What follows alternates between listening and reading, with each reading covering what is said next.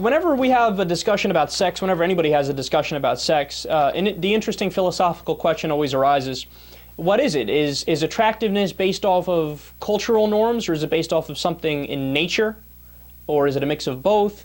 And it turns out science actually has a pretty good answer to that. And the answer is it's a mix of both. So you have cultural aspects that feed into who we find attractive, right? But then there's also very natural biological reasons why we find certain things attractive. So here are the list of things that just are attractive, that everybody finds attractive. Interesting stuff. Clear, smooth skin shows that we are healthy, especially in the faces of women. Symmetrical faces, which means the two sides of the face line up if you fold it down the middle, are beautiful. They also look younger and healthier. How symmetrical your face is an indicator of your genetics and even how good your environment was growing up. These both make for better mates. This is even evident in infants who look longer at more symmetrical faces. For females, when it comes to faces, men prefer higher foreheads, fuller lips, and shorter jaw and narrower chin. The ideal face of an attractive woman has high cheekbones, big eyes, and a thin jaw. Clear eyes are important since red and watery eyes are thought to be sad and unattractive. Symmetry is also important when it comes to your body. Men also prefer waist to hip ratio of 7 to 10 in women. Weight doesn't matter. Isn't that interesting?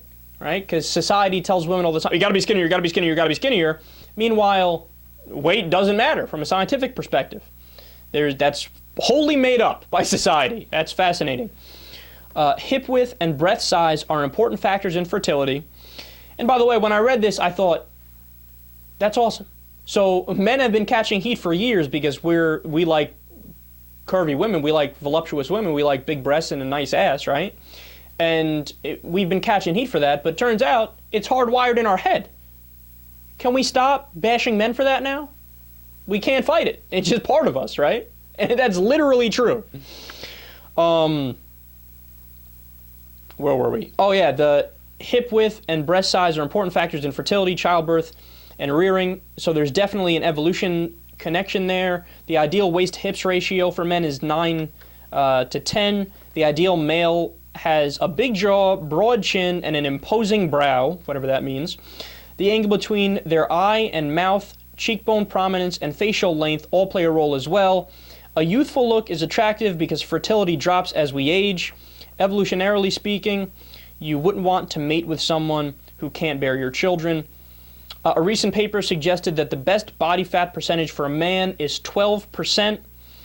Body fat percentage seems to be an indicator of how well your immune system works. A BMI, body mass index, of 20.85 has been determined as the most attractive weight for a woman. Men are generally regarded as attractive if they are broader at the shoulder and narrower at the hips, the general V shape, and women find a slim waist and a muscular chest attractive on men as well.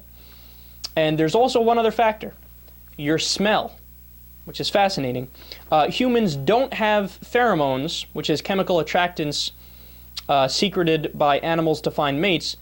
Smell does play a role in how attracted we are to someone, though. Studies have found we can find our immune system match whose genes complement ours, leading to healthier babies by their smell. So that's on a subconscious level, where we don't even know it, but we can be subconsciously attracted to somebody because of their smell, and what the smell indicates is that they have genes that complement ours. So we're not likely to mate with somebody who has a good immune system for the same diseases we do. They have a good immune system for other diseases that we're not that well protected against, because if you mate, then you have a kid that's protected against both, or has a better likelihood of being protected against both.